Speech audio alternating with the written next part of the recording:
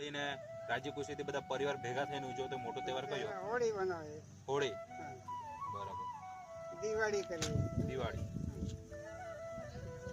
તો આપણે હોળી કરવાની રહી તો કોણ નક્કી કરતું કે આપણે આ દિવસે હોળી કરવાની છે? હા, એ તો અમારે પાંચ જ કરે બધું. પંચ નક્કી કરી લે. એ જ કરે બધા. ડાયા લોકો જ કરતા કે આપણે આ દિવસે હોળી કરવાનું હોળી હોય. કરવાની. બરાબર. તો પછી એમાં ગામ લોકો ભેગા મળીને એમાં શું કરતા હોળીમાં? એમાં લાકડા રાખે, લાકડા ભેગા કરે.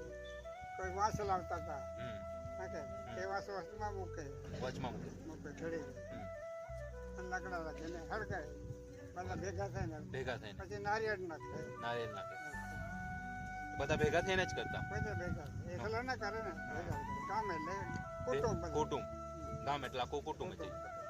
તો હોળીના લાકડા ભેગા કરે તે બી બધા હળી મળીને જ કરતા હશે. ના, એટલે હોળીને રાજી ખુશીથી બધા પરિવાર ભેગા થઈને ઉજવો તો મોટો તહેવાર કયો? હોળી બનાવે. હોળી. હા. બરાબર. દિવાળી કરીએ. દિવાળી. તો આપણે હોળી કરવાની રહી તો કોણ નક્કી કરતું કે આપણે આ દિવસે હોળી કરવાની હા, છે? એ તો અમારે પાંચ જ કરે બધું. પંચ નક્કી કરી લે. એ જ કરે બધા. ડાયા લોકો જ કરતા કે આપણે આ દિવસે હોળી કરવાનું હોય. હોળી કરવાની. બરાબર. તો પછી એમાં ગામ લોકો ભેગા મળીને એમાં શું કરતા હોળીમાં? એમાં લાકડા રાખે, લાકડા ભેગા કરે. કોઈ વાંસ લાવતા હતા હમ નાખે એ વાંસ વસ્તુમાં મૂકે વચમાં મૂકે. મૂકે ઘડી હમ.